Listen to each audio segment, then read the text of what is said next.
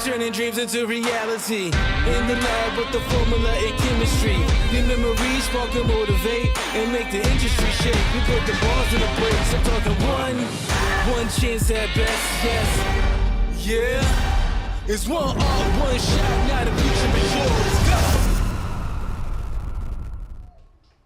From the Rockville campus of Montgomery College, Montgomery College Television is proud to present NJCAA Soccer. And Montgomery College Television today is bringing you a doubleheader. We are about to start the first game of that doubleheader, and obviously it's a women's game. The homestanding Montgomery College Raptors welcome in the Frederick Community College Cougars from just up the road. And I am joined in the booth today by two former Montgomery College great soccer players, and that's no exaggeration. I've got Sonia Rada right next to me. Sonia played in 2013. 15 for the Raptors. And I've got Andre Anderson on the other side of me. And Andre played here in 2013. Yes. And they were both captains of their team. So I am surrounded here by soccer royalty.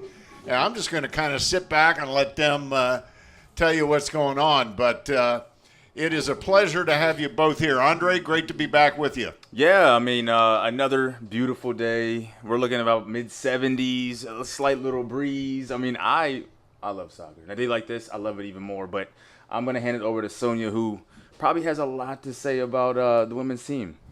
Yeah, absolutely. Like you're saying, fall, when it's toasty during the day, as the sun starts to set, there's nothing better. And today is a perfect day. The sun is shining. So I think we have a great matchup coming up. Well, we've got a traditional rivalry. Obviously, these two teams are only 20-some miles apart. Whenever they get together, no matter what the records are, it's always a good contest. Coming into today's match, Frederick comes in with a 2-4 record overall. They're 1-1 in Maryland JUCO. And the Raptors coming in today are 4-3 overall. They are 2-1 in Maryland JUCO, and they are currently in third place in the league. They both played earlier this week.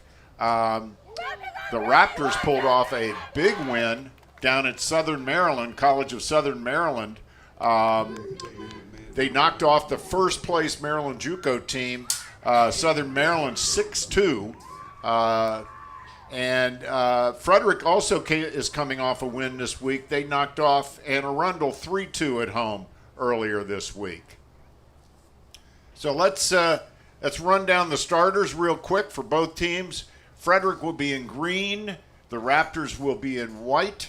Starting in keeper for Frederick is Morgan Marchesani, one of the best keepers in Maryland JUCO. Then we've got number 2, a forward, Nadia Farcui. Number 3, a forward, Emily Moeller. Number 5, a defender, Addison Fritz. Number 9, a freshman, a forward, Riley Russell. Number 14, the captain and the top scorer on the Cougars is Sam Gregorio. Number 15, Haima Benner. Number 16, Skylar McDonough. Number 18, Peyton Troxel. 20, Zoe Bronson. And number 12, Ella Henderson. And starting for the Raptors, who are in white. And we are underway. Let me go down the Raptor starters real quickly. In goal, number 1, Ruby Lancaster. Number 4, a defender, Stephanie Windall. Number 6, a midfielder, Berenice Balul Machado. Number 7, a defender, Natalie Sartor. Number 8, a defender, Emila Escobar. Number 9, a midfielder, Nicole Zambrana. Number 10, a forward, Sabrina DiMarzio. Number 11, a midfielder, Natalie Zambrano. Number 14, a forward, Mary Earls. Number 15, a defender, Emmy Grace McSeany. And finally, number 23, a forward, Izzy Watson. So we are underway. MC already. The Raptors started off pretty well just now. Sorry about that, Dre. No, it's okay. Go ahead. No, they're already, just a couple minute, maybe a minute and a half into the game. You can already see that they're combining, so it's good. Yeah, MC does have a very strong midfield. Number 6, Berenice, and number 10, DiMarzio. They're going to be two of the players that MC's going to try to run the game through. I mean, I'm pretty sure you're seeing it as well, Sonia, so far. I mean, number 6 has been on the ball quite often so far. Yeah, you can see her patience on the ball. She's definitely going to be doing some playmaking for the team. You can already tell right off the bat. Yeah, Machado, number 6, is a freshman. Plays above her age, that's for sure. She's from France. Yeah, they've been producing a lot of good soccer players professionally, and that does trickle all the way down to, the youth college players as well. Good pressure there by number 23, Izzy Watson, to take it away. Raptors with an opportunity. Center it. Good chance. Good idea. Didn't pan out. It's the second time, or actually the third Raptors game we've seen this year. Correct, Andre?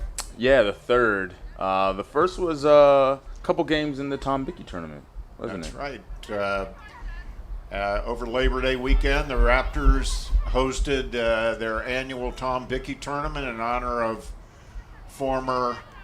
the former athletic director at Montgomery College and former men's head soccer coach, Tom Bickey.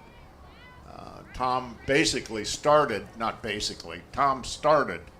the soccer program here at Montgomery College back in the 1960s. So there's a good look at Morgan Marchesani, the keeper for Frederick. She's one of the top keepers in the conference. 4th in saves and 5th in save percentage. She's a sophomore out of Walkersville. Yeah, I like how MC's moving the ball around, keeping possession, not necessarily just kicking the ball up. I mean, if they are like here, they're trying to find a good pass, and that's exactly what that was. And as I say that, they lose the ball. Commentators curse.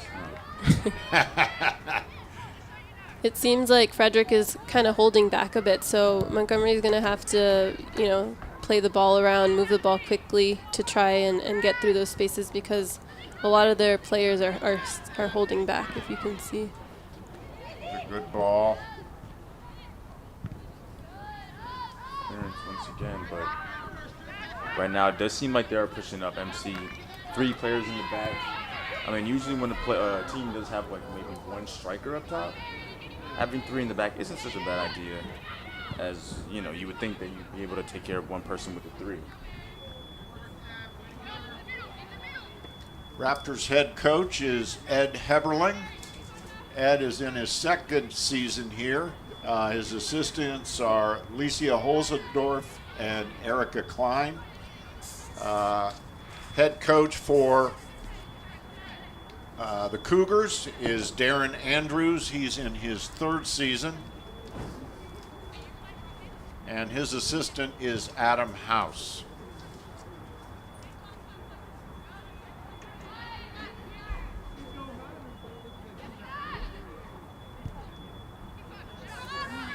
Solid defense. And here goes MC trying to possess it, and they do.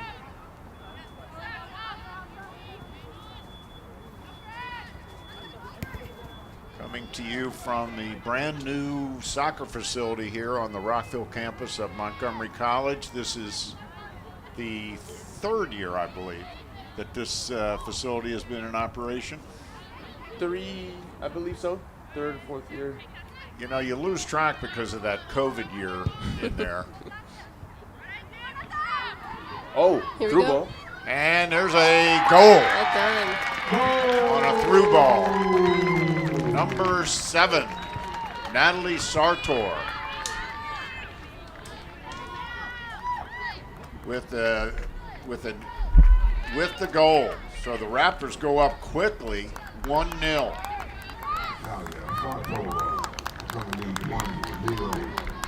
I don't know if you remember, but Natalie was actually playing center back most of the season so far. So this might be a position switch, moving her up to the midfield maybe. Let's take another look at that.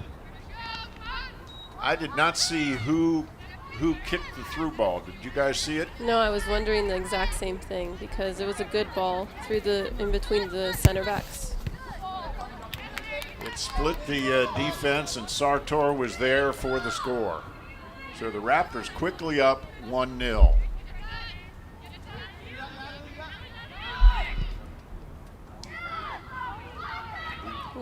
Oh, good job.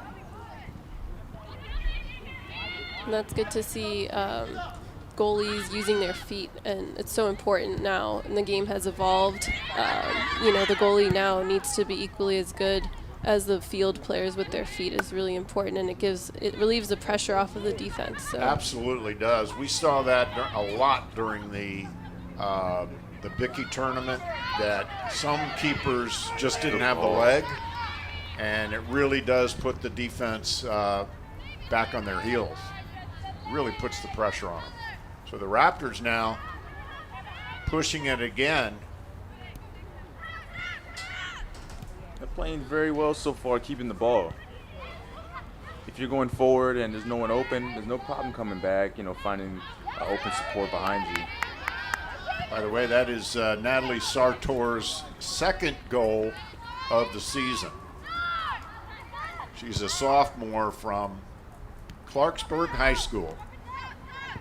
A good look at Natalie. Raptors still on the attack. This is Watson.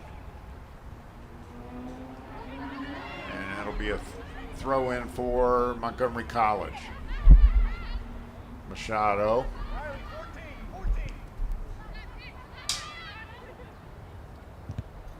There's another nice. So shot on goal, but easily blocked. That shot by DiMarzio. She's never afraid to take a shot. No, she's not. Yeah. No matter where it is, how far it is, she's never afraid. Well, she's second on the team in shots behind Machado. Machado with 19 shots on the season, 18 for DiMarzio, and Corsan with 14. Isla Corsan, who I don't believe has checked in yet. A great turn. There goes Machado. Ooh. Got tripped. Here comes Sartor. Leaves it for Machado. Stopped by Marchesani. Raptors coming out with a lot of energy. Throw in by Frederick. They would love nothing better than to get up 2-0 real quick. Yeah, that takes a lot of pressure off the team, especially off the defense, knowing that you're up early. Obviously, you don't want to make any mistakes, but in life it happens, and so if you're up a couple early, you're not necessarily too worried about giving one up. Shadow. Frederick gets it back, clears it, and that'll be a throw-in for the Raptors. We're twins, right? Coming up a little later, we have game 2 of our doubleheader. The Montgomery College Raptors men's team will take on the Frederick men's team. That's always a good match, so we're looking forward to that one. We expect a good crowd here tonight, as Andre was telling me that the Student Government Association has some fun planned, don't they, Andre? Yeah, I heard that they had some, free food, which hopefully we get some. But on top of that, they are doing a lot of giveaways, shirt tosses in the crowd, and things like that. So, sounds like a fun time for the students and the fans. Oh, that's great. That's great. Soccer is arguably the most popular sport at Montgomery College. And we had good crowds for the Bicky tournament despite record-breaking heat that weekend. I was very happy to know that in the Bicky tournament, the women's there was a women's bracket. That was a first, and frankly, it was a long time coming. Yeah. Oh, so that was the first year this year? Oh, wow. Yeah. I didn't know that. That's great. It's a very successful tournament every year, and it's great to involve the women's program so you can make it a whole Raptors event, not just the men's team. So I was really happy to hear that. Absolutely, and as usual, they drew some of the best teams. They invited some of the. Oh, here's a breakaway. Ooh. Shot just a little off the mark. As Sartor was looking at number 2. You're right, Andre. She played on the back line in the tournament, don't you? Yeah, she actually her freshman year as well. She played center back throughout the first 5 or so games this season. She was playing center back, so seeing her in the midfield, almost basically playing forward, is a little bit different. She's also wearing the captain's armband today. Captain stepping up for the team. That's always what you're looking for. And there she is. Good ball. Isla Corsand is in now, number 20. And looks like a corner coming up for the Raptors. Let's see who's going to take it. Looks like DiMarzio, number 10, will be taking the corner. We'll get a look here in a second. Yeah, that's Sabrina DiMarzio. She's a sophomore forward out of Northwest High School. Raptors have several Northwest grads on the team. Looks good. There's a good-looking ball. Dangerous. McSeany saves it.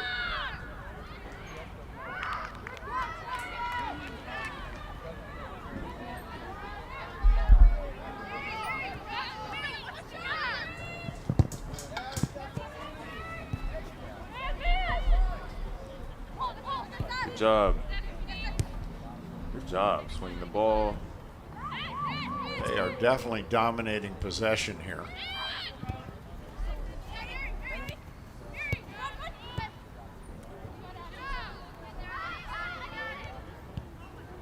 Yeah, they're going all out. I mean, the energy also seems to be high, and I do want to say as a player, I know Sonia could probably, second this, but when it's extremely hot outside, it's always harder to play. You get tired so much quicker.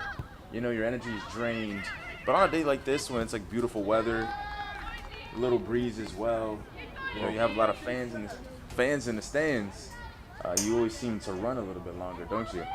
Yeah, that's absolutely right.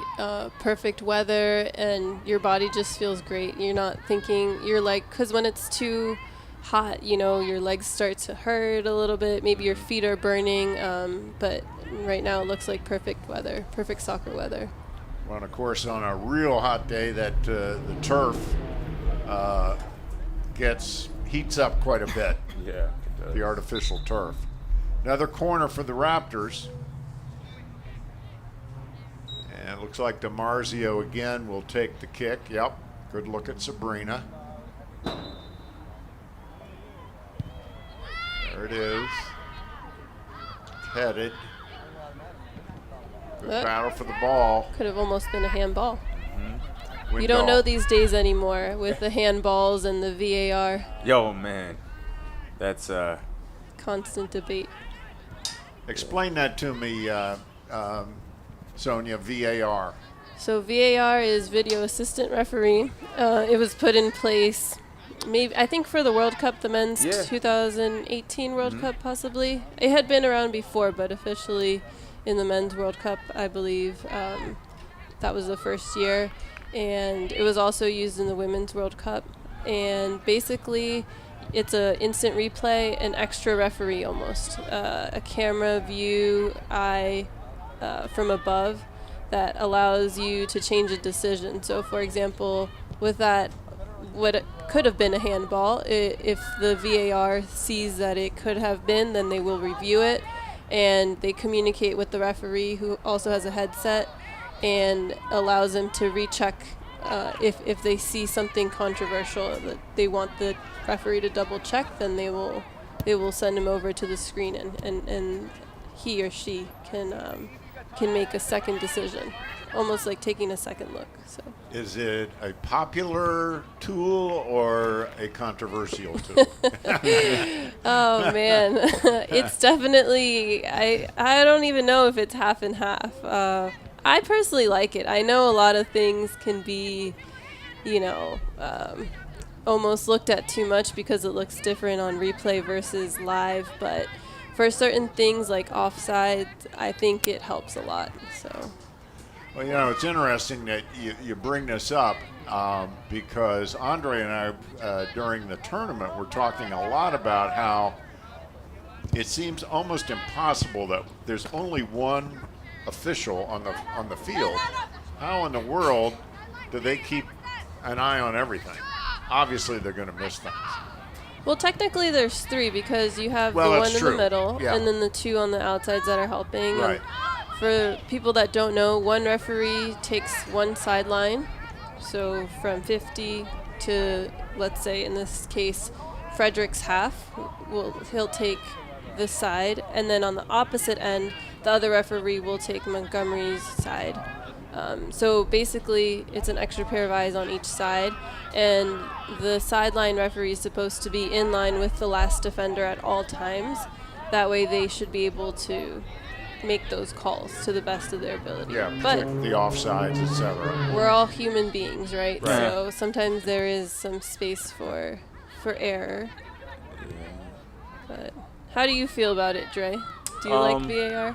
I mean, I like it because, you're going to always, even with the VAR, sometimes the refs still don't get the right call, but the majority of the time they do. But, there are instances where, for instance, like an offsides, that it's so close, and then they're saying it's offsides because maybe, the person's elbow is offsides. Like, it's one of those most ridiculous things where it's like the elbow is not going to give them an advantage to get to the ball quicker, but it's a rule, that's the rule, and things like that kind of maybe rub me the wrong way, but rules are rules, and it does basically get precise as possible. So, Well, a lot of sports are going to the technology to help with the calls and the replays and that kind of thing. Baseball has it now. Of course, football, has it to the point where it's annoying, in my opinion. Basketball, I mean, they all have it now. Tennis has it. Tennis now, yeah. I think tennis makes perfect sense, though. Yeah, it's because hard. it's either in or it's out. Yeah, Right. So. And the ball moves so fast. Yeah. Sometimes Right. it's hard to catch it if it's inbounds. And they really just do have, or no, I guess they have line judges. Well, I think there's one tournament, maybe, correct me if I'm wrong, possibly Wimbledon, that still uses the judges. But I believe all the other tournaments only have the cameras now. It's a great ball. It's a good ball, yeah. Beautiful ball. Corsan is going to lose that race. And she knocks it out. So that'll be a goal kick. There's a good look at Isla Corsan for the Raptors. Wooten High School grad. Tied for the lead for the Raptors in goals with 3. I think Montgomery's doing a good job. If you can see they're utilizing their substitutions constantly. I think keeping the intensity level high by not allowing their players to get tired and just rotating them quickly. It's gonna, we might see another goal soon because they're going to continue to pressure the back line of the Cougars. Good look there at Ed Heverling, the head coach for the Raptors. And I know Coach Ed is probably, very excited that he's able to bring on, the second leading goal scorer on the team off the bench. That just shows the amount of depth that this team has, that they're able to bring on players off the bench who can score goals, create assists, good opportunities for the team. And there's the Raptors keeper, Ruby Lancaster. Ruby is from Australia. Went to De La Salle Catholic High School in Australia. Of course, Montgomery College is a incredibly diverse institution.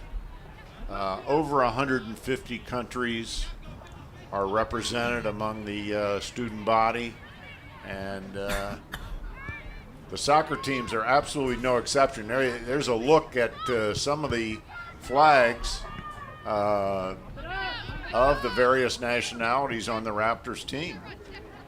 And I'm going to have to rely on Sonia and Andre to identify. I believe the one on the extreme left is Mexico. Good job. Yeah. You can't get that one wrong. No. The other four, I'm leaving it up to you guys. And it is Hispanic Heritage Month, so it's very appropriate that the Raptors hung those today. Well, I want to say that the one on the far right is Costa Rica. I believe you are correct. Got one. Next one, Dre. El Salvador. Am I correct? Second from the right. Second from the to right. the left. Second from the right. Yes. And Paraguay is in the middle, In the middle. we are told. And then the left, I want to say Argentina. Argentina. That one I was going to guess it, but I didn't want to get it wrong. Yep. World Cup winners. No Colombia. Yeah, Sonia. I'm a little disappointed. Sonia is our Colombian representative here in the booth today. And Andre, you are Jamaican. Yes. From Jamaica originally. Yes, Jamaican. No, we do not speak Spanish, but you know, different language, but you know, still. Just put the ball around and everyone can Exactly. communicate. That's They That's the, speak the same language Yes. then, right? the beautiful, And with the the goals, beautiful yeah. game. And We of all course, get sitting right between them, you have a hillbilly from Ohio. We're all represented. No, I remember growing up and playing. Like a lot of my friends are Spanish, and you know, being a kid playing soccer, and they're like, "Hey, come, you know, guest play for our team." I'd say, "Okay, yeah, no problem." And I'd go, and the coach would only speak Spanish, and you know, I didn't really understand what was kind of going on when I was a bit younger, but I knew basically get the ball, score. That's it. I was like, okay. And if you don't have the ball, keep the other team from scoring. Exactly. There's a good opportunity there, just a little high. The Raptors are really put under pressure. That's a real good look there at number 5, Isabel Menjivar.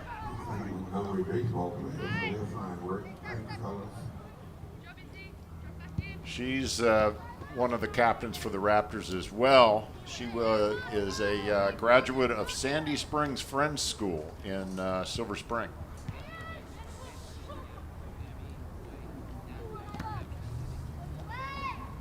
Frederick has yet to put a shot on goal. The Raptors have definitely controlled possession and pace. Their passing has been pretty pinpoint, wouldn't you say, Sonia? Yeah, I was just thinking that actually. I wanted to point out Stephanie Windall, number 4, playing right back. I think she has been doing a lot of good things. She's put some balls, switching diagonal balls, getting some of her forwards in, and just there we saw her making the correct pass to her center mids, and yeah, very good passing, keeping possession. Stephanie is a freshman, so she's one of the younger players on the team, obviously, and she's from Poolsville High School. There goes Isla running. Ball there. The 3, Juliana Franco with it.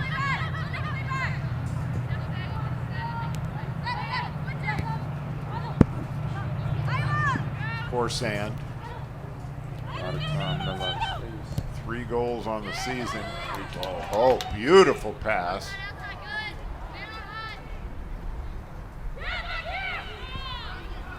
Saved by Franco.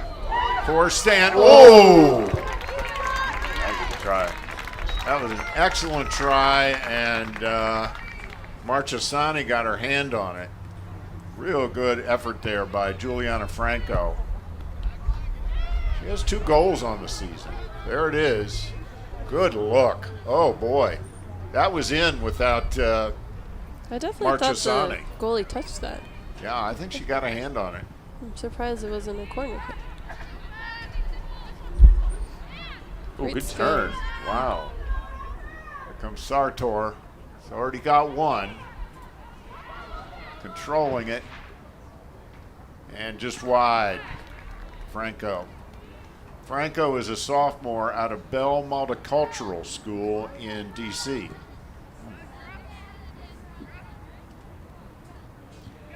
But the vast majority of the Raptors team is a freshman team.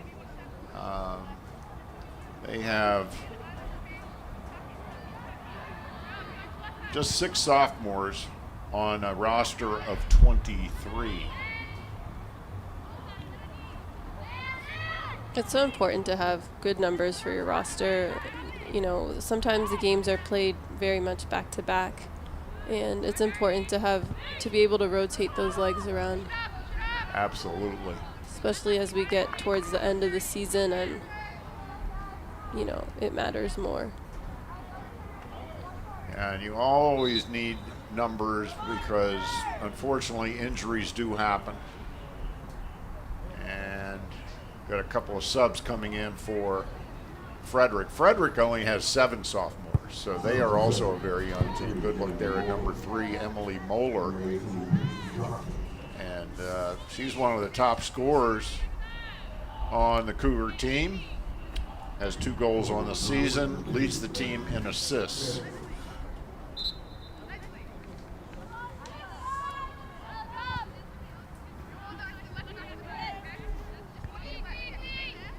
But it's really been all Raptors. They are up 1-0.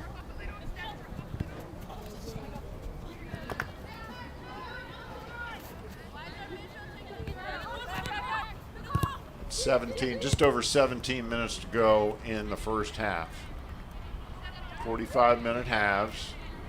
Continual clock unless there is, an unfortunate injury. If it were warmer, they might have a hydration break. But today, I doubt we're going to see that based on the temperature and the humidity. It's a very pleasant day.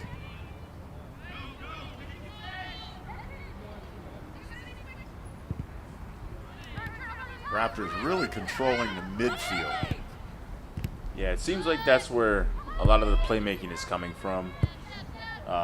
They seem to find the 2 center midfielders, and it seems also to be a rotational place as DiMarzio, who started, is now out, and Machado is still in there. But the midfield does seem to be the place where they get the ball. They look to swing it back and forth, and then also play those through balls over the top to potentially get their second goal of the game. Goal kick by Marchesani. And that went out of bounds, and the Raptors will get a quick throw in. So there's an example of what you were talking about earlier, Sonia, with the keeper being a big part of helping out the defense. Yeah, definitely. In that case, she didn't help him so much. Windahl again. Machado battling for it. Corsan saves it. Raptors back line right there.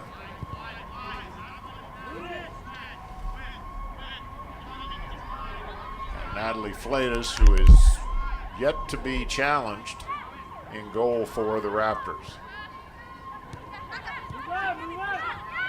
Here they come again.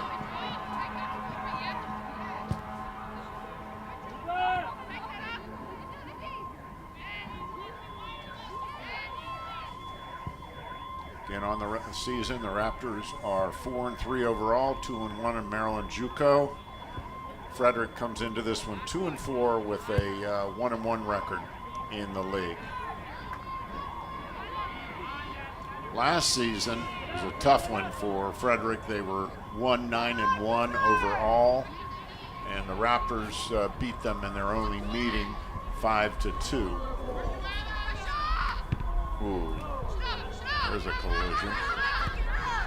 Raptors last year were 11-5 overall, 5-2 in Maryland JUCO, and unfortunately they lost in the regional finals to Hartford. It was always one of their big rivalries. It doesn't seem to matter what sport, but particularly soccer. Yeah, Hartford is very talented. They always, especially in playoffs, it's always a tough matchup. I'm sure it was even true when you played, Andre. Oh yeah, they were never an easy opponent, and especially when rivalry games. I feel like in all sports, no matter how tired you are, or even if you're hurt, those are the games that you want to play, and you're gonna come out, playing your hardest. So those were, every time you saw Hartford on the schedule, you knew it was gonna be a tough one. Well, it always seems to be a big game. And maybe a lot of that is because of the rivalry aspect, but a lot of times it's for the regional championship or,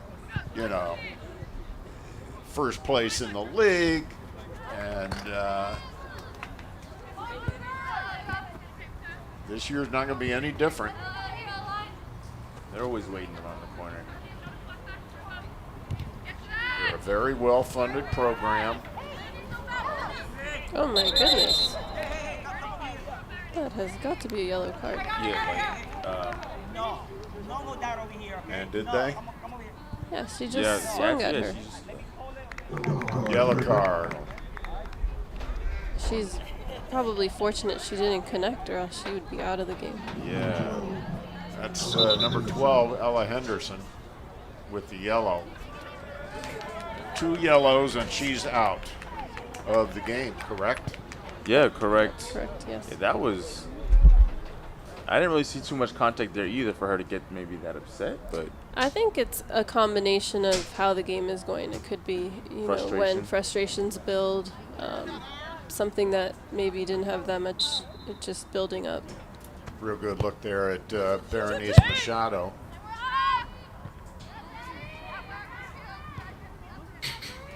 Because Frederick really has not generated anything on the offensive end.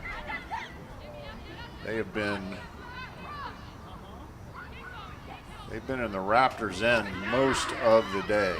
This is their longest foray down into their offensive zone.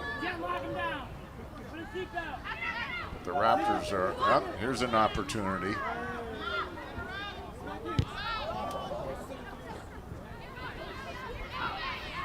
A little bit of ping pong going on, but MC, never mind. Did not get the ball back. But they finally do. Get a shot. Ruby Lancaster right there for it.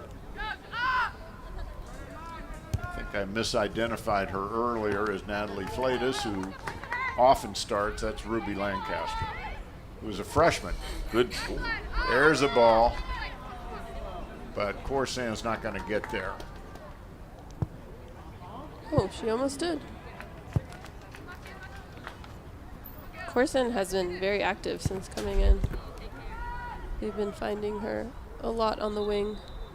I think that Montgomery could do a better job of, instead of playing those longer balls, because Frederick's back line is dropping off, they could also look to, if you have skills like Machado and number Sartor, right, in the middle, who's playing in the middle. They're very skilled on the ball, and I would like to see them penetrate with their dribble a little bit more to make the defenders have to choose versus just playing the balls that, are getting picked off a little bit by the defenders. That's an excellent point. And they do have the skills to do that, clearly. The Raptors trying to keep it in their end. Let's see what they do here. Sartor to Minjabar. Of course, and See, this is a There good you go. build-up. Yeah. this is a little more what you were talking about. There And you there's an opportunity, big time. go. Offsides. But And that's an exactly offsides. what you're talking about, Sonia. Yeah, well, in this case, they did it through their combination passing. That's another option. I was speaking about dribbling, but both of those options are welcome, and you can see they had a little bit more success there. Unfortunate that they were offside, but Yeah, because that they were right on the doorstep there. And there's the offsides. that wasn't just by an elbow, right, Dre? A little bit more on that one. Yeah. Like the whole body. Oh, yeah.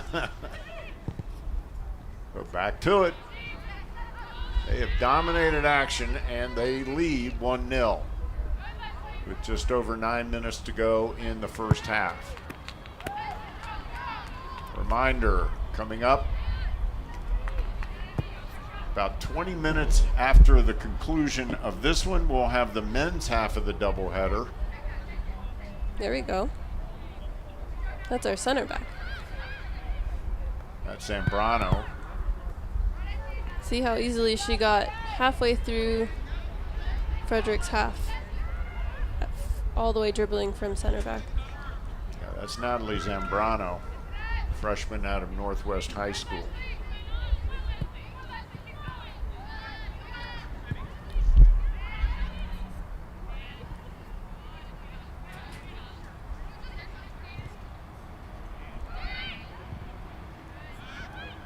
There we go. Again, there's one of those longer kicks.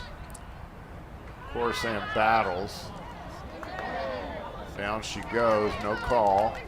That was a good tackle. I'm glad that Excellent. no call there. Machado comes up to save it. DiMarzio. And it goes out. Be Raptors with the throw-in. Good look at Berenice Machado. Top scorer on the Raptors with 3 goals so far this season.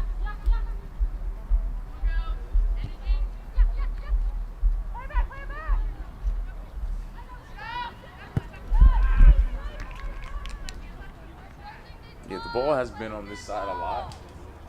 I know Corsan is probably getting a little bit tired from running up and down with all those through balls. And she Yeah. should definitely look to maybe switch to the other side, give her a little break, possess the ball a little bit more as well so that Corsan can take a little bit of a rest. Yeah, she has been doing a lot of running on the wing. I'd like to see her sprint stats at the end of the game. Yeah, her distance run it has to be high.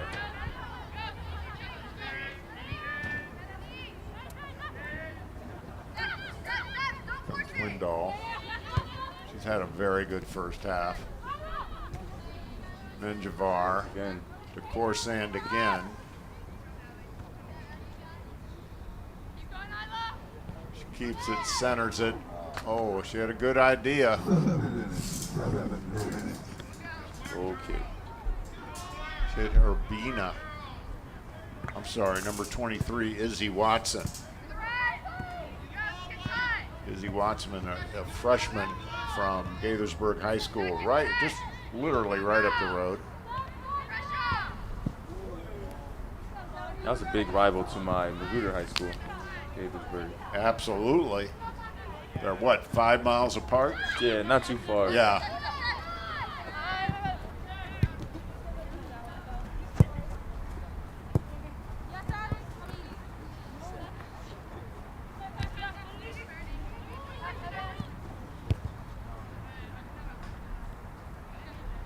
High School with an excellent sports program there. They were quite good when, didn't you win the state championship, Andre, when you were there? Oh yeah, 2. Yeah. 2, not 1. You mean 2, right? Yeah, I had to throw that in there,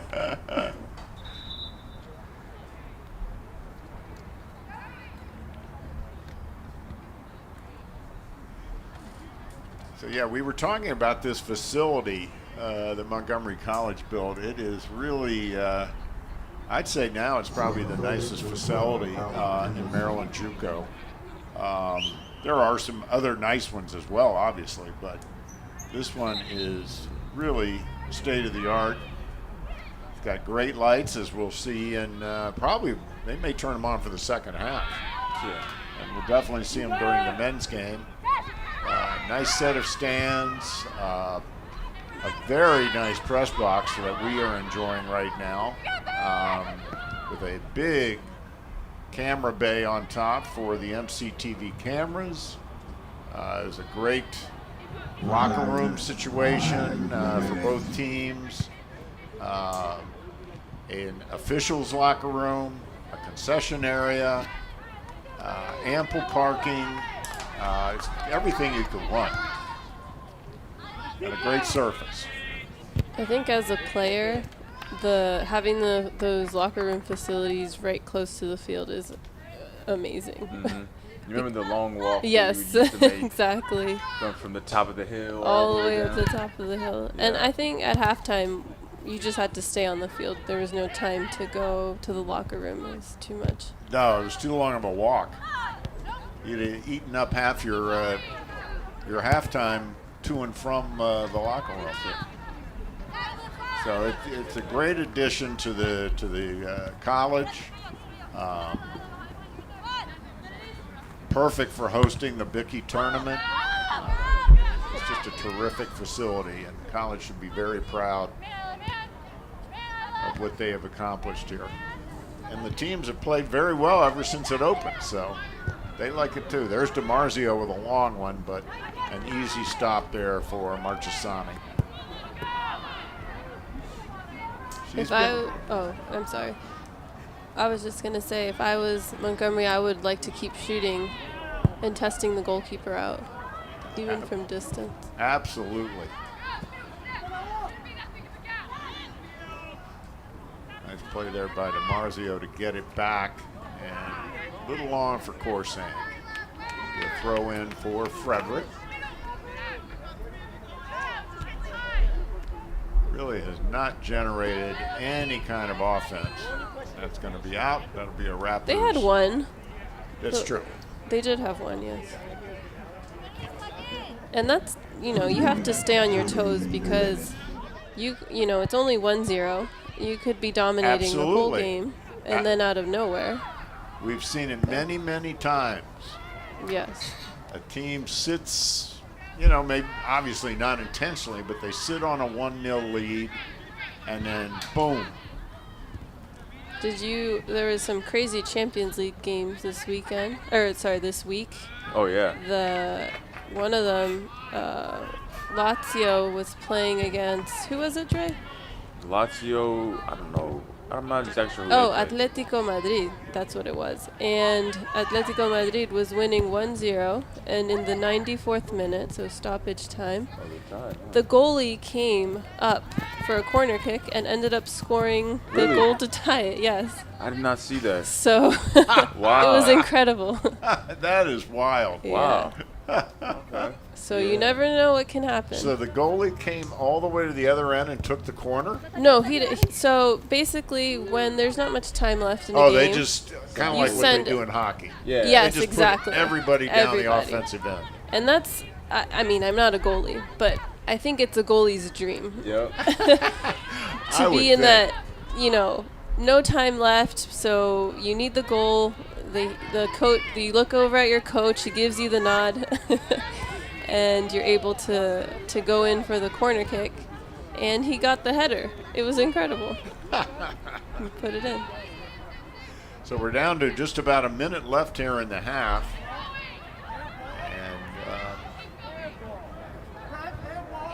We're going to take a break at the halftime. We're not going away, but we will take a short break. Halftimes in soccer are quite quick. 1 minute. So it looks like the Raptors are going to go into the locker room at the half with a 1-0 lead unless something unforeseen happens here very quickly. 45 seconds.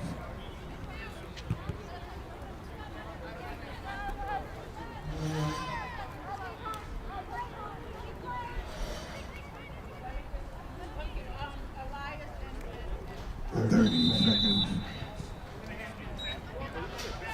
And I think halftime is coming at a good time for Raptors, just to regroup a little bit. Yeah, and I know that Corsan, number 20, is definitely excited to take a little bit of a break after all the running she's done. But MC's definitely going to the half excited. They're up 1-0. They possess the ball very well. They can just build from this in the second half, and it seems like things will go in their favor.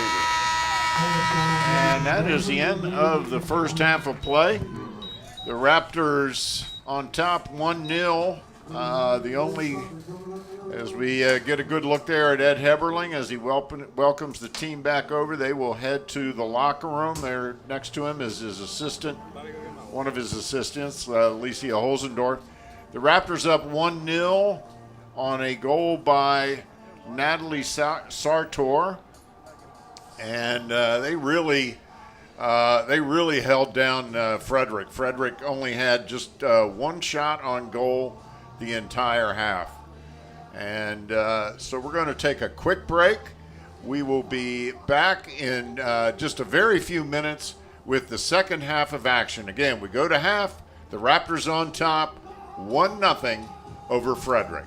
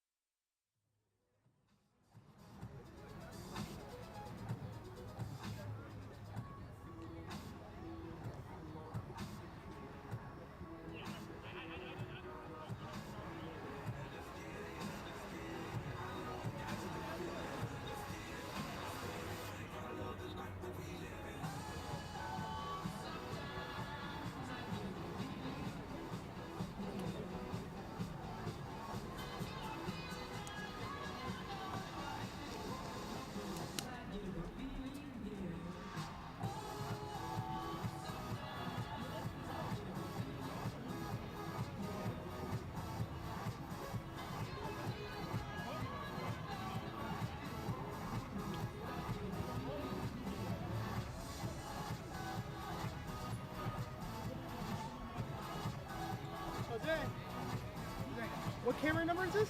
4. 4. Gotcha. Thank you. No, I know. That's why I wanted to ask real quick.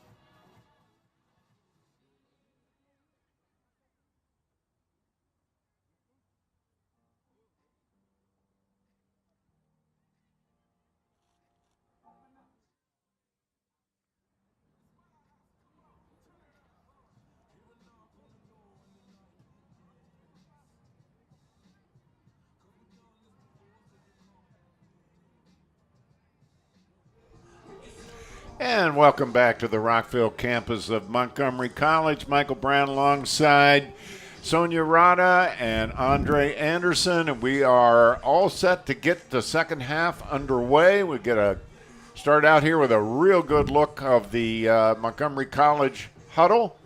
And guys, we have the Raptors on top 1-0. Sonia, what do the Raptors what do the Raptors need to do in the second half? So I think I mentioned this in the first half. For me, it would just be kind of working into the attack with not so much of a trying to find that ball directly to the forward, but maybe combining a little bit more. We saw when they did that, they were, I think that was their other most dangerous opportunity, the one that wasn't a goal. So I would like to see a little bit more of that, whether it's through combination play or dribbling. I think, like I mentioned before, there's a talent. Even our center back was finding the spaces to be able to dribble forward, and it just causes confusion for the defenders, because if you have a center back coming up, then you have to pass somebody off and you don't know, so it causes confusion, and I think that could be a way of finding another goal or so. And Andre, I'm going to ask you the same question about Frederick. They really had very few opportunities, just one shot on goal in the first half.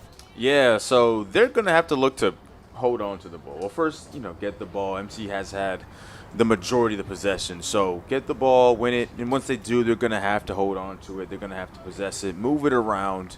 The whole team's going to have to maybe not be so much of the defensive team in the second half, maybe move up as a unit, and then from there, while holding on to the ball, try and find the goal.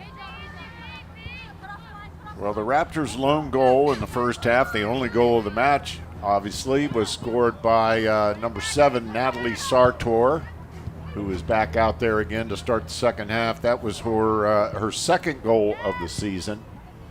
She's a sophomore from Clarksburg High School. So that is the one lone tally so far. The Raptors controlled possession throughout the first half. Had a couple of other excellent opportunities. There were a couple of nice saves by the Cougar keeper, Morgan Marchesani, living up to her pregame reputation as one of the better keepers in Maryland JUCO. And she's back out there again. Ruby Lancaster is back out in goal for the Raptors in the second half. And let's see if we can pick up who else is out there for Montgomery College. See number 15, Emmy McSeeney is out there. Sartor is back out there. Number 11, Natalie Zambrano is out there. Number 4, Stephanie Windall.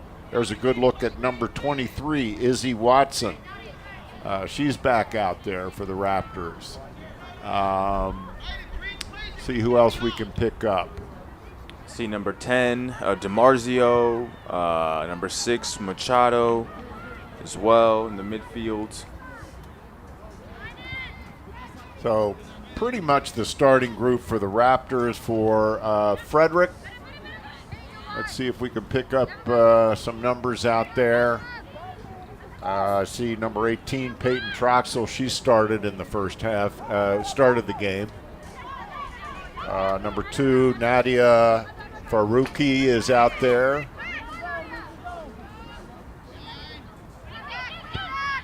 And we'll get other names as we continue. Raptors on the attack again. The majority of the first half was played in the Raptors' offensive end.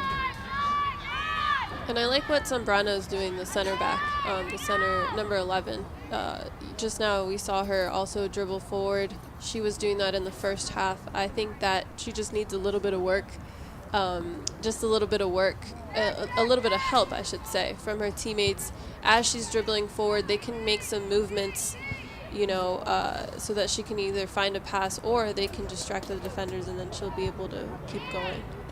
Here she is on the ball again.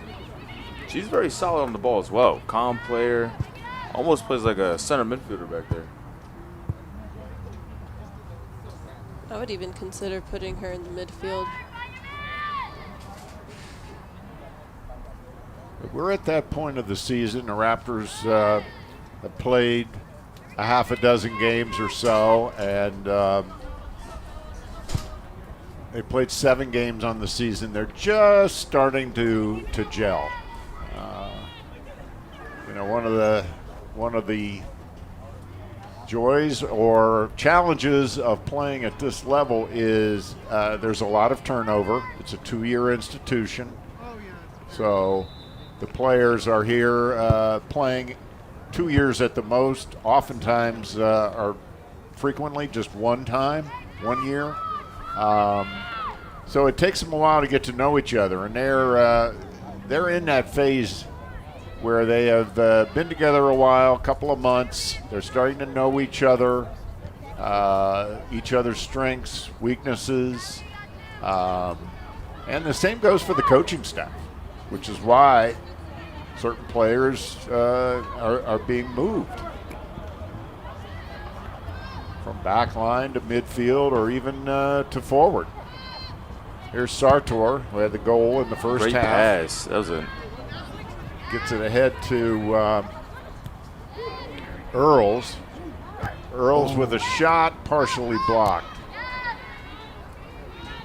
Mary Earls is a freshman from Damascus. She was homeschooled.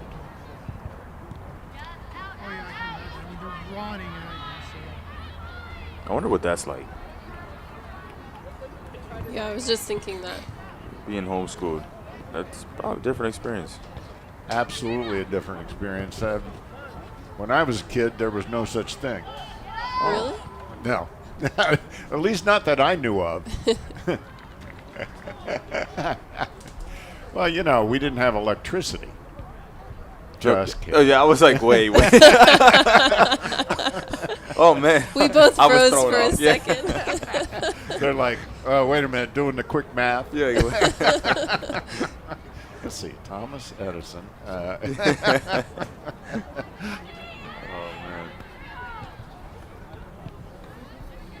It feels that way sometimes. Yeah, well, whenever I hear my, my dad tells me times back in Jamaica when There we go. the first TV came into the whole neighborhood. Yes. I'm like, so one person in the whole neighborhood had a television? He's like, yes. Yeah. I was like, wow. I remember the first time I saw color TV. That must have been an experience. Yeah, it was. 1960. Oh, wow. There's the ball There's right a there. breakaway. That's where we gotta be careful. And it's wide of the mark. That was Moeller. Boy, she'd like to have that one back. Yeah, but that's exactly the reason why MC needs to get another goal. And honestly, I think maybe even 2 more goals. You see the replay right here, but any little breakaway can be the chance that Frederick gets back into the game. And then if they do tie it up, Sonia knows all about this. I mean, that's momentum right there. As a player, all you need is to get that 1 goal tied up, and then you're just like fresh legs instantly. Then the game becomes a lot more difficult. So. Yeah, your mentality changes. Oh, absolutely. I would think particularly and offsides, particularly since you've been trailing the entire match, and now all of a sudden you score and it's tied, and it's a whole new ball game. Good look there at Mary Earls, number 14, on the throw-in, and the Raptors turn that one over. Number 9. Riley Russell throwing it in for Frederick.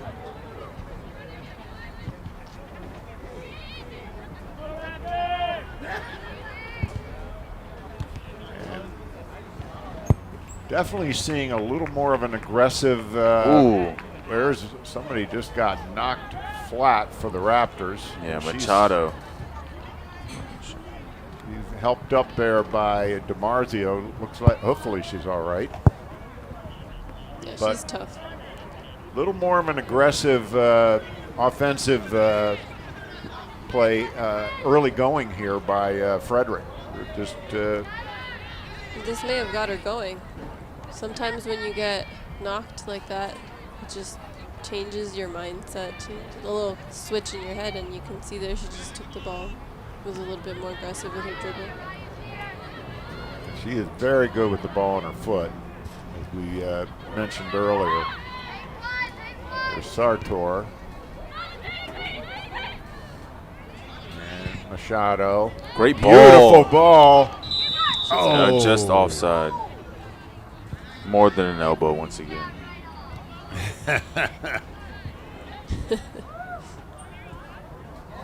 And that was Izzy Watson, who was offsides and who the pass was intended for. And Marchesani sacrificed herself there for that ball. Came up grimacing. Hopefully she's all right. If I was a goalie, playing on turf especially, I would have the long sleeves and the long pants, because I can't imagine, diving on the turf all the time. That would definitely hurt. Absolutely. Then she looks like she may have Yeah, like a little scraped or turf. something. Yeah, see? She is I don't know what's limping. going on. She might have got like a turf May burn. have hurt her. Yeah, Yeah, it you looks can like see she the got blood. what they call like a Turf burn. turf burn. The worst is when you're constantly playing on turf and you get a scab, but then the next game Yep. it reopens Oh. and it just never heals. Or in the shower, it's like, Oh, it that's hurts. one of the most painful Yeah, things. it's painful. Now she's coming off. I think they're just gonna patch her up. Yeah, she should be okay. And there we can see Miss Carey gonna tape it up for her. Carrie Steele-Loy, the Raptors trainer, serves as the trainer for both teams in situations like this, and she's been at Montgomery College a long time, and of course both of you guys were in her training room, I'm sure. Oh, yes. Yes, I love Miss Carey. She's the best. What was your injury this year? Do you have any injuries here? I didn't have any serious injuries, thank goodness, but she was just, helpful with anything. Yeah. And actually, something that doesn't even have to, but one of my favorite things was getting ice out of her ice machine. Yeah, I remember that. And putting it in my water bottle. She Good probably memories. isn't the biggest fan of me, as I always ask her to tape my ankle. And then as she taped my ankle, I would say it's too tight, so then she'd retape it. Then I would say it was too loose. Oh my goodness. One of those guys. Anyway, Marchesani is back in. She's got a smile on her face. Been taken care of by Carrie Steele-Loy, so she's in good hands. And here's Earl. Again, nothing doing. There you go. Sartor. On the wing, centers it, nobody there. See if the Raptors can get a corner out of this. Nope. Be a goal kick for Frederick. We forgot to mention that Corsand got her break, luckily. Yes.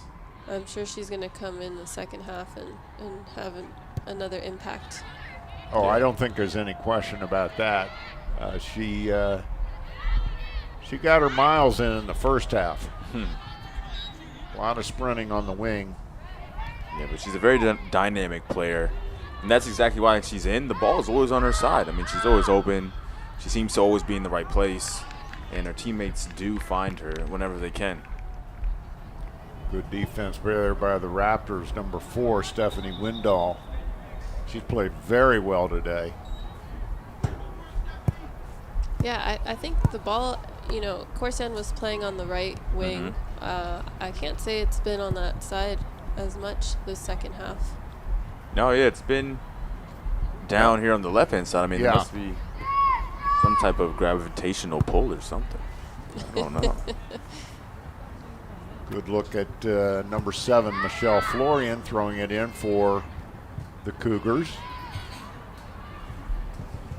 Raptors on top, 1-0. Second half. Don't forget, coming up about 20 minutes after the conclusion of this one, we'll have the men's half of the doubleheader as the Raptors men's team takes on the men's team from Frederick. Good look at number 14, Sam Gregorio, the captain and leading scorer for Frederick, but nothing doing on that corner. That's their first corner kick of the game, I believe. That is their first corner.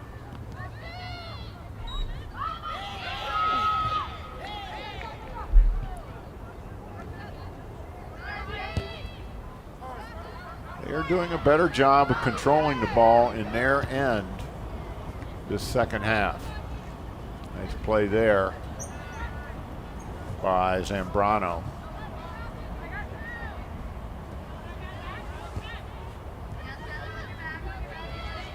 Cassini.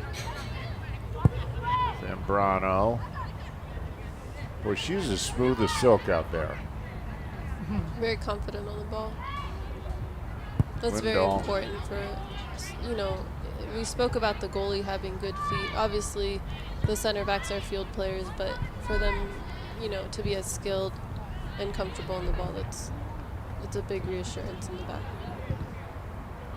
It's almost like having an extra player on the field, you know? When their goalie's able to control the ball with their feet and you're able to comfortably pass it back to them when you're in some trouble.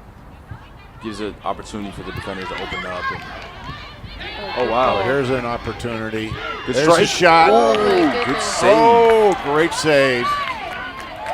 Great save. Watson with the shot. And She's relieved. Morgan Marchesani is like, whoa. Now, that was her definitely her best save of the day. She's had a couple of nice ones. And Sartor did a little bit better here, dribbling forward, finding an easier pass to her And forward. Watson got a lot on that, but it was just an excellent stop by Marchesani. Keep it at 1-0. So again, it is as tight as it can be.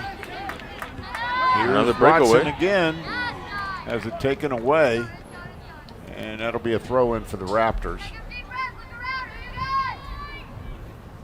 Beautiful day here on the Rockville campus of Montgomery College. Montgomery College Television is thrilled to be here, thrilled to be bringing you Raptors sports.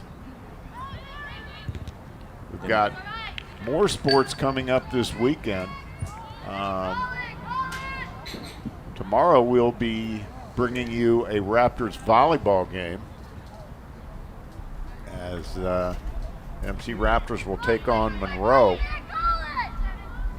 And here's DiMarzio with the corner. Sabrina DiMarzio, there it is. That's a handball. That's a handball, and that's a PK. Oh, no need for Oh, VAR wow. here. That Yeah. was definitely a handball. Let's Oh, see who's wow. going to take it for the Raptors. Zambrano, the center back. Number 11. Yep. Zambrano. Natalie Zambrano, freshman out of Northwest High School in Germantown. Here it comes. This is a crucial kick here for the Raptors. A lot of pressure on both of them. Yeah, this is not easy. As much as people think it is for the the PK taker, it's not easy at all. There it is. Ooh. And she buries it. She's had a great game. I'm happy that she stepped up to take this. So Natalie Zambrano makes it 2-0 Raptors on the PK. Let's take another look. No hesitation. Ooh, she was close though. I'll tell you, that was a good effort there by Marchesani. She guessed correctly because correct me if I'm wrong, Sonia, a lot of times it's just a guess by the keeper, right? She has to kind of, I mean, it's an educated guess. She's looking for all kinds of signals, but she has to commit. Yeah, she has to commit. I think I'm not a goalie, like I said before, but sometimes they know. You know, even with your run up, they can. A lot of times too, they'll know beforehand. They'll get a report, for example, in the professional leagues when you can have those statistics and you know which way a certain player favors. But obviously, I don't think she has all those statistics here. So yeah, here she's going off of her gut, and she guessed right. But if you take the penalty kick well, even if the goalie guesses correctly, they shouldn't be able to get it. No, Zambrano did not hesitate, and she put a lot on it. And, part of it is, okay, they're a left-footed kicker, they're a right-footed kicker. That does give, that's some big information right there for a keeper. A lot of times as well, players tend to kind of look to the side they're going to take the kick at before they actually run up and take the kick. So that's also something I know goalies do try to do, is look at the PK taker's eyes and which corner they're looking at, little things like that. But I'm not a goalie, so that's just from what I've heard. I just think it's such a pressurized situation for both athletes, because obviously if that was quite the kick there by DiMarzio. It was on frame. It sure was. Marchesani needed the sure hands there, because that could have slipped through. Great Take job, another Sartor. look. Beautiful shot of it. And boy, she timed her leap correctly and was sure-handed. Marchesani's having fun, though. She is. I think she's enjoying it. She is. Got a smile on her face almost every time we go to her. Oh, good skill. Here come the Raptors again, trying to add to the lead. Oh boy, they had that set up beautifully. That looked like wow. another handball. And let's see what the call is here. Raptors down. It looks like Machado. But It I'm is, not yes. sure. Yes, that's correct. That's the second time she's been knocked down this half. Good look at our on-field official.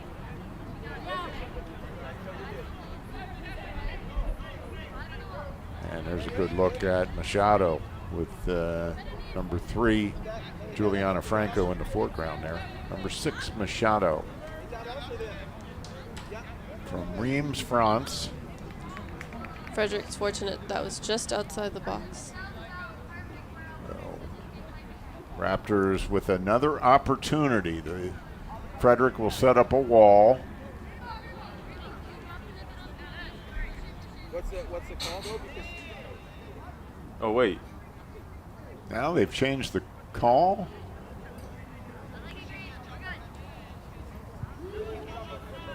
Meanwhile, it they wasn't did, a foul. and they stopped the clock. Just giving it back to Frederick. I guess he just stopped the play Because of the injury? Yeah. Because Machado went down? Yeah. Oh, She may have gotten hit in the head. Usually when it's a shot to the head, any kind of, whether it's a collision with another player or if the ball hits someone directly in the head, they need to stop the play because for safety reasons, it's very important. Yeah, you've got to make sure that the player is not concussed. Or,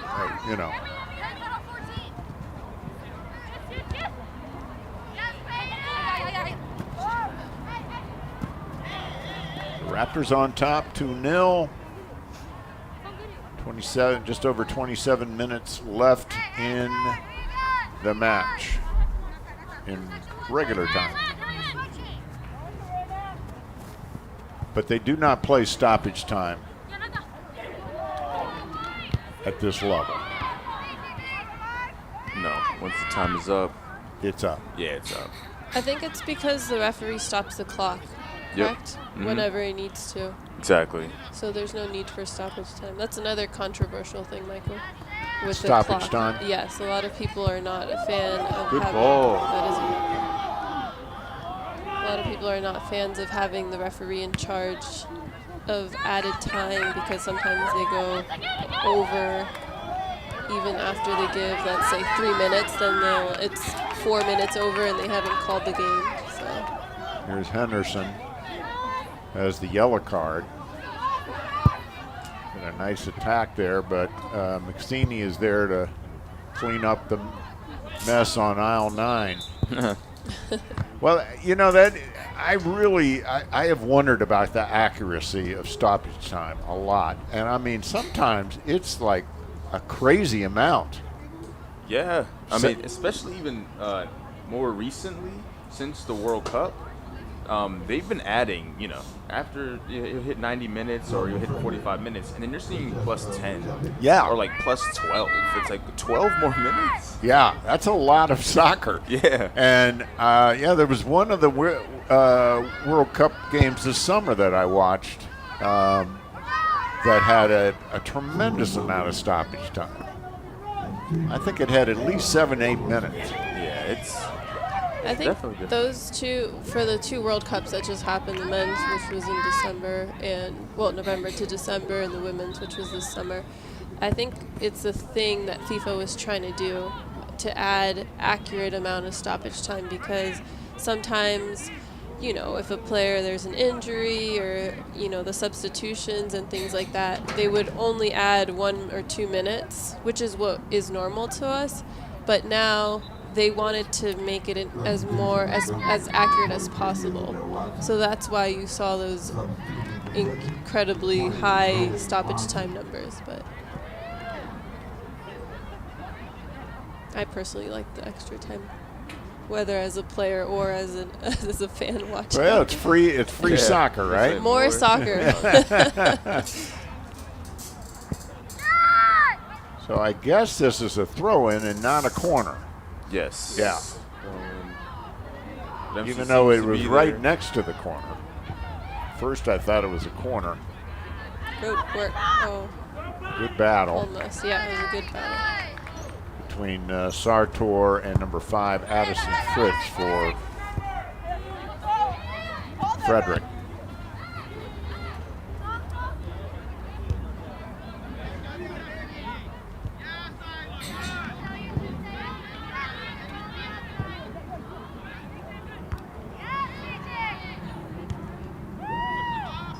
Frederick, they're pushing. They're trying to pick up the intensity from the first half, and they're getting down into their attacking third. So it's looking a lot better for them. They do need to hold on to the ball a little bit more, though. I think one of your key points, Dre, at halftime was for them to commit more numbers forward, and I think that they're doing that, and that probably has helped them get into the attack a little bit more. Yeah, I mean, if you're looking at the back line right now, before they were just kind of sitting in their own half, you know, but now they're actually like moving all up. Everybody's pushing into the attacking half, so you can definitely see there was some talking to at halftime from the coach saying, "Hey, let's go for it. Why not?" What do we have to lose? I Exactly. mean, other than the match. So, Well, you know. yeah, But at that point, it's 1-0, Mhm. even 2-0. I mean, that's not a safe lead. oh no, You know, a quick goal here, and all of a sudden we're back to a one goal game. You know, so yeah, all it takes is for Frederick to score 1 goal for the fuel, the fire to start burning and Yep. saying like, oh, the energy comes back, Yep. the excitement comes back, the crowd starts cheering for them. It just takes one, and then after that, it's all they're only down by 1 goal again. MC's gonna feel the pressure, so. absolutely. ball. Machado, beautiful ball. Sartor's open in the middle. Ooh. Oh, she was open. They couldn't get it to her. And that attack started with, guess who? Zambrano. Number 11. I don't. Again, she would be on the other side. I have not seen Corsand in. No, she's Is that her? Yeah, she's in. Number 20? Yeah, She she's might in. have just came On the in. far end. Played a lot of minutes They're in the going to first find her half. now. Look at this. Oh, okay. Looks like I saw her running. And Yeah, there runs. she is.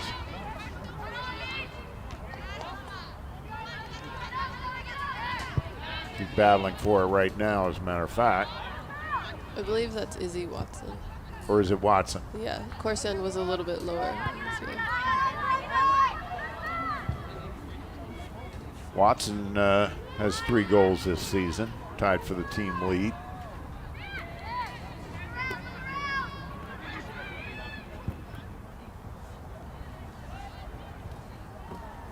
Smart play. And that's going to put some pressure on the Raptors defense there as Lancaster didn't get a lot on that.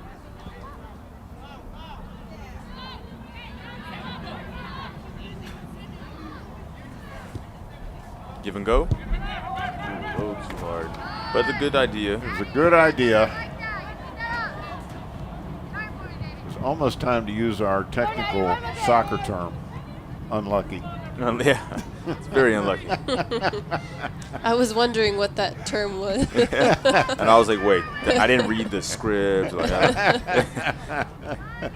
There's Corson again. Yep, she's doing her thing.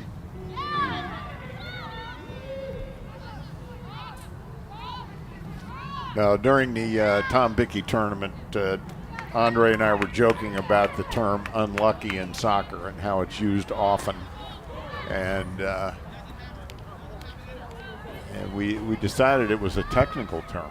yeah, it can be used, just as something could happen, unlucky. Yeah. Or it can be, wow, that was very unlucky. Or there's many ways to say, use the word. So Yeah. I guess it's in the soccer dictionary now. And you never hear the converse, which is lucky. Yeah, no, never. You never hear that. But sometimes in soccer you might score a goal. You might try to cross it and the ball goes in. You'll never say that was lucky. You'll say that's skill. Yeah, So absolutely. Did it on purpose. yeah, did it on purpose. So That's what I was planning on doing the whole Exactly. time. So lucky isn't a term a player would use for themselves.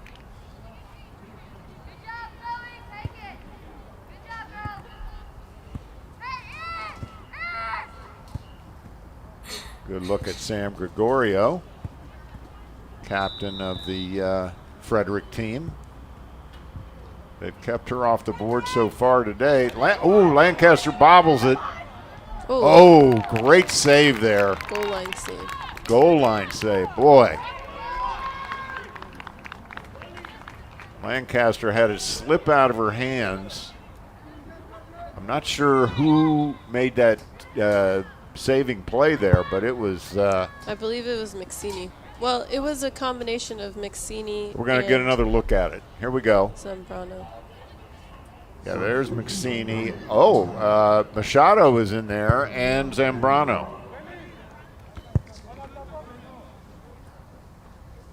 That was close. See, you can't relax. You cannot relax, particularly when they are. Frederick has played much better here offensively in the second half. They have. They've been pressuring. The whole team is up at this point. Right now, they only have 2 players back. It's 2v2. If MC does get a chance to exploit that, but Frederick's putting on the pressure. They're looking to score their first goal of the game. Number 18. Peyton Terrell Coxo. Number 15. Naima Leonard.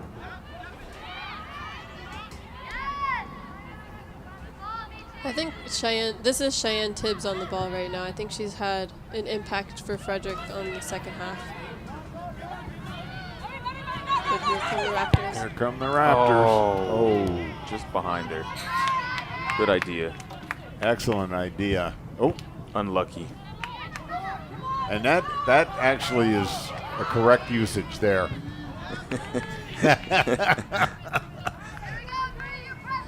Good look at Ruby Lancaster.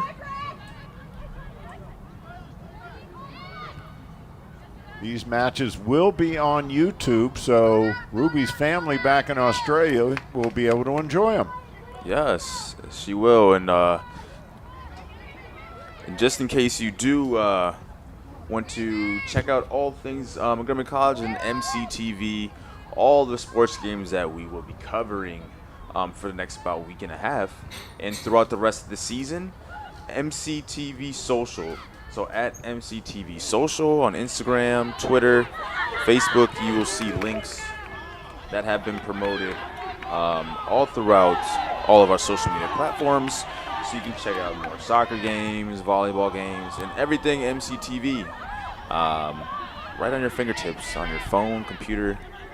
What am I missing? Can you do it on your smart TV? Probably on a smart TV, whatever. Definitely YouTube. Definitely, yeah, YouTube. Definitely everything. YouTube. So check it out, MCTV Social. That is at MCTV Social. And the Raptors, of course, have a YouTube channel. Yes, YouTube channel as well. A bunch of sports you can check out. Along with Montgomery College's YouTube channel, where you're also able to check out. Oh my! Oh, I had a bicycle kick. I love it. Wow. I did too. Beautiful try. And Machado's playing higher up now. Now she's checking down, but it looks like she might be even playing on the. Yeah, she as wants a center goal. striker. She definitely wants a goal. I dare say, if you go to the YouTube channel for the Raptors, you will find footage of my two partners playing. They might have to scroll for a couple hours. Yeah, you may be scrolling for a while, but let them see the new stuff, Michael. They don't need to go that far back. And I also recall when I was full-time here that Sonia and I did an interview for the Raptor Report. Oh, the good old Raptor Report. Yep. And that would be on there as well. Michael, you've been doing a lot of great work for MC and MCTV for many, many years. Well, it's been a pleasure. I loved every minute of it. Well, almost every minute. Good look there at Isabel Menjivar. But no, it was a pleasure. It was a labor of love covering MC athletics, getting to know the players and the coaches and all the administrators. It's a hard-working group of people here. The athletes are, they really devote a lot of time and energy and love to their sports. It's great to see. Oh, here we go. Opportunity. Oh. Here we go. Machado is wide. As Watson had an opportunity, then Machado. That was a good chance for the Raptors to go up 3-0. Her touch just got a little bit away from her. Yeah. Allowed Riley Russell to close her out. And Machado, but Skylar McDonough kind of got in the way of Machado's shot. So it remains 2-0. Clock winding down. Just over 13 minutes to go. Again, 20 minutes after this match, the men's half of the doubleheader coming up. There's DiMarzio, just high. She has a powerful strike. She does. She does. Boy, she had a lot on that one. Great look at Sabrina DiMarzio.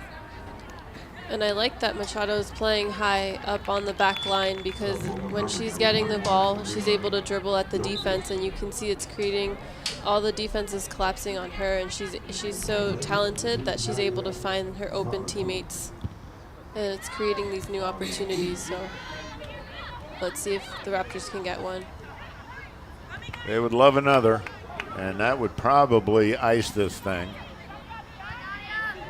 It would make it, let's put it this way, supremely difficult for Frederick to overcome, with the clock now not on their side.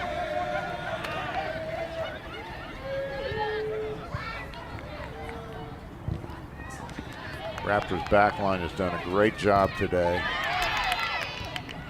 And here they come again. Happy to set it up again.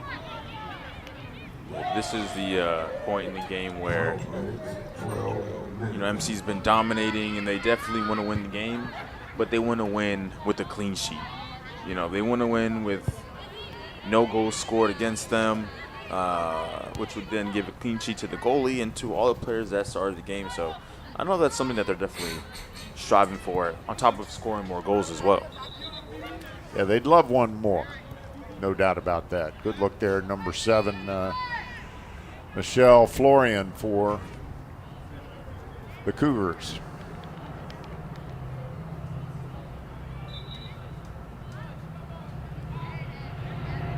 Throw in by Riley Russell.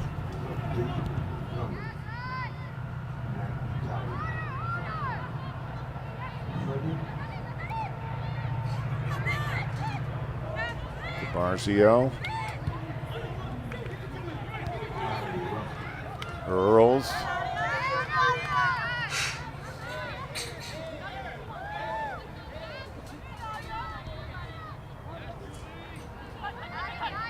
They're possessing it. Franco. DiMarzio. You do get the feeling the Raptors are going to score again. I hope so. I want to see more goals.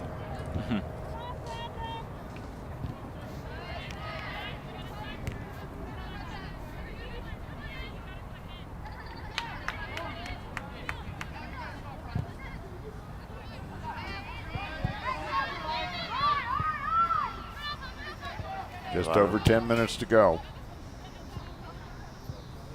This is the fatigue stage of the game where, players are starting to get tired. They played, very tough majority of the game so far. So this is where opportunities can come for both teams. MC's had the ball a lot. They've been running. So they could be a little bit tired. Frederick's been chasing a lot, so they can be tired.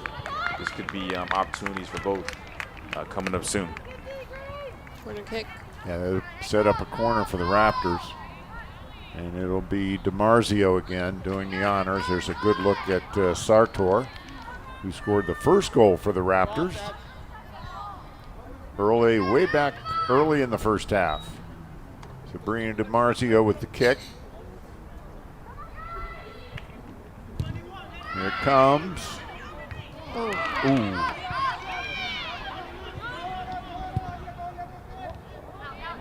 It's not out of there yet, and that was another corner.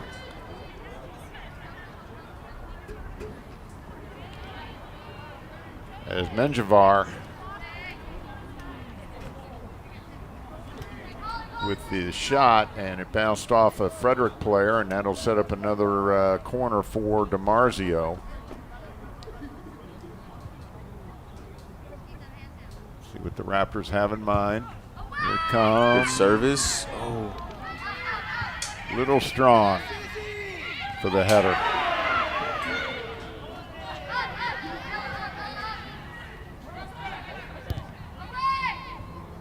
Nobody's there?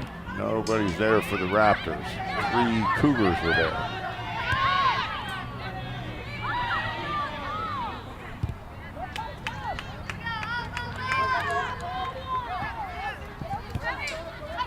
Sometimes just hold it. Yeah, just hold the ball. There you go. Knock it around. Oop. That was a strange. Lost her footing and the ball.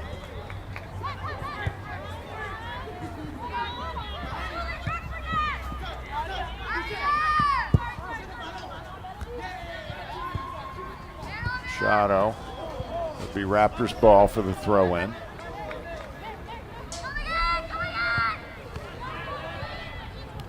Morrow. Nice ball to Machado. I'm sorry, Sartor.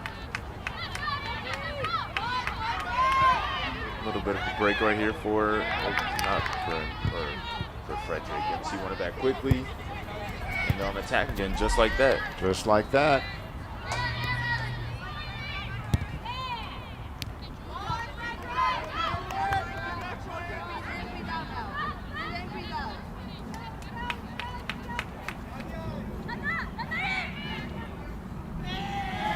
Oh, wow. There go the lights, Michael.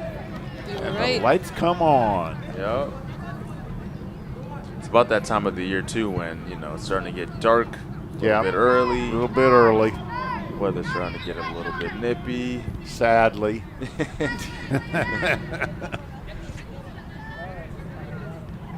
I can deal with the darkness early. I just can't deal with the cold. Yeah, I know. I would almost say I would prefer it the opposite way. Wouldn't it be nice to, even if it was cold, but if it stayed light until 8:30, 9 p.m.? I would don't like. know about the cold now. Yeah, but even in my office, it's probably like 70 degrees in there, and I have a heater. So. So number 2, Leslie Barrios came in. We got a good look at that as she came on for the Raptors. Good look there at head coach Ed Heberling and one of his assistants, Alicia Holzendorf. Alicia played for the Raptors. Did she play with you? Yes, we overlapped 1 year, yeah. I thought so. Alicia then went on and played at Washington Adventist. Washington Adventist and graduated from there.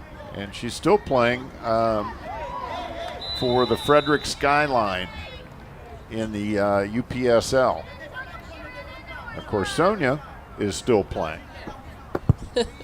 You're in between seasons right now, though, correct? Yes, that's correct. But it's nice to know, that UPSL, they're investing more in the women's game and providing more opportunities for people locally. There's more that needs to be done. Absolutely, because a lot. Wow. Good Oh, steal. beautiful This needs to go try. in. Here comes Machado. She's That was off. off. Yeah. Oh, But that flick was nasty. That was really good. that was a nice attack there by the Raptors. No, it is. And, of course, you've played locally as well as overseas, right, Sonia? Yeah. Here's a good look. Look at that This is flick. great Oh, coverage. my. Oh, that was pretty.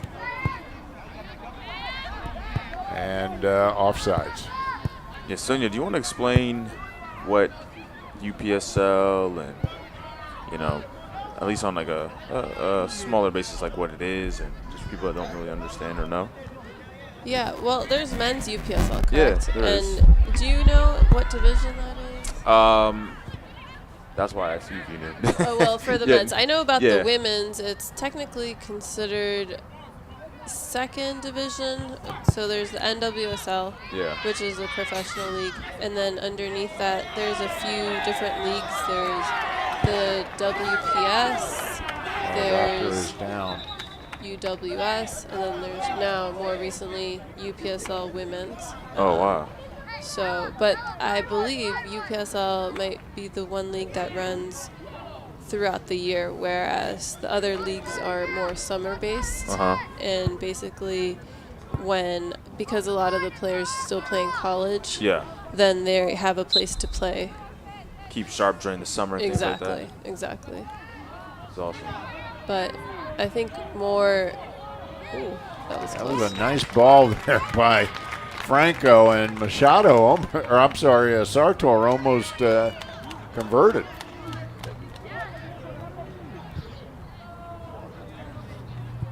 Just to finish my thought, I was just going to say it'd be nice to have more options Yeah. locally, but UPSL is a great step in the right direction. Yeah, the women's game has really taken a step, and it's really good to see. I mean, I have a little sister, and she played soccer growing up, in ODP and things like that as well, and, seeing, like, the women's national teams of America, but honestly, like, all around the world, how far they've come and how big the Women's World Cup is and how big the NWSL league is. It's tremendous, to be honest. It's great. Yeah, the NWSL started with 8 teams, I believe, and they've expanded to 12 teams, and I think there's more coming. So. Yeah, it's awesome. And same thing with the MLS. Yeah. I don't know how many teams they started with, but I believe they're at 30 Yeah, teams. there's around 30 teams now. Seems to be a team popping up every year, but even the MLS, it's expanded a lot. The league is a lot better than it used to be, and it's actually a lot better than people give credit to the league for. But it's great to see, and now Messi's here, doing his thing. With Messi here. Oh man, it's awesome. I love it. Yeah, it's awesome. Too bad we can't get tickets to when he plays DC United, because all the tickets are sold out in every game he plays. So. You can get them. They're just going to be very expensive. Yeah, very expensive. I have bills I gotta pay, so I can't afford them. You just get the MLS pass and watch it online. Yeah. No, but I think Messi coming to the U.S. is really good for soccer in this country too. Yeah, it brings more eyes to the game. I mean, soccer is growing in this country, which is great as well. It's awesome. I know we play soccer on Saturdays together, a bunch of our friends, so we love the game, and it's good to see, the youth coming up and playing more and enjoying it. So it's awesome. We are just over a minute now from the end of the match. Looks like the Raptors are going to take this one, barring some crazy occurrences. And don't forget, about 20 minutes after the conclusion of this one, we'll be back with the men's half of the doubleheader. 1 minute. Good look at Ruby Lancaster. She's had a flawless day in net. And Zambrano and Lancaster have good communication there. Sometimes they can, bad communication, something bad can happen in those situations, but they handled it very well. They have good chemistry, those two. 30 seconds.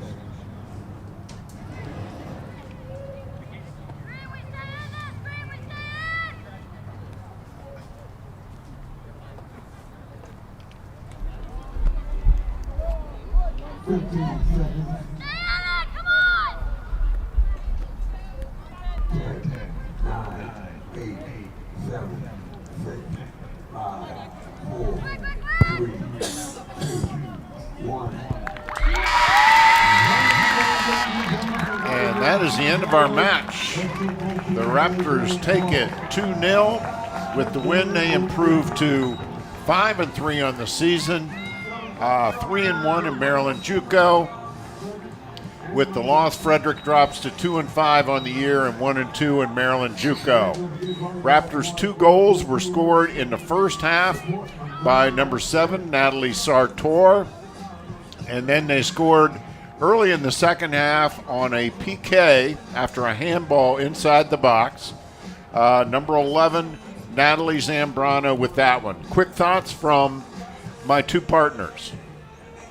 Yeah, I think it was a pretty good game for Montgomery throughout. If I had to pick an MVP or a woman of the match, I'd definitely go with Zambrano. I think she stepped up, took the penalty kick, and she was solid in the defense all game. Definitely my pick for that one. Yeah, and I think, overall, MC played a really good game. They possessed the ball very well. They were moving it left, right, middle, up, down. They were doing everything today, so it was a very good game by them, and I'm excited to see what they're going to be doing throughout the season. Well, a great win for the Raptors. They are very happy. Now, we just want to remind you that coming up in just about 20 minutes, we will be back with the second half of our doubleheader, the men's half. It'll be MC taking on Frederick. And then also, I want to remind everybody, tomorrow night at 6 o'clock, 4 o'clock tomorrow, we will be bringing you the Raptors volleyball game. The Raptors will be playing Monroe College from the Bronx, New York. And that should be a tough match for the Raptors, as Monroe, one of the top teams in the country. But it'll be a fun night in the gym here on the Rockville campus. So that's tomorrow at 4 o'clock. So We will be back with Game 2 of our doubleheader in just a few minutes. Thank you so much for watching Raptors Soccer on MCTV.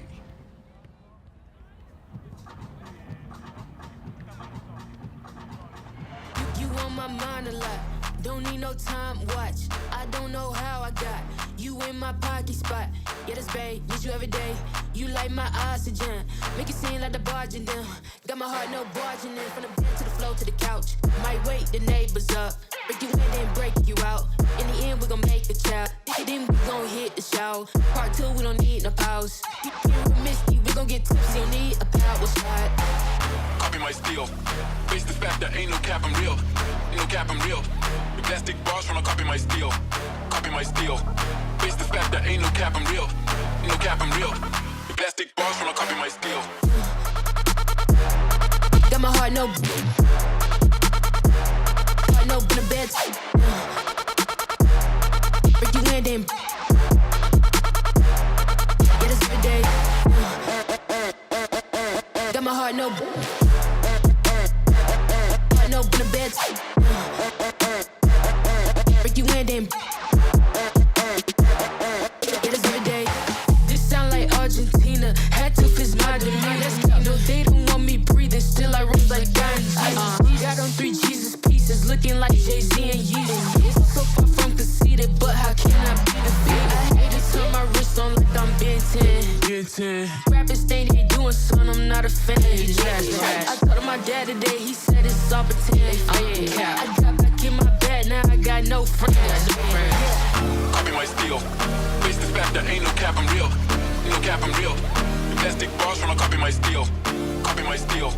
Face the fact that ain't no cap, I'm real. Ain't no cap, I'm real. The plastic bars tryna copy my steel. Copy my steel. Face the fact that ain't no cap, I'm real.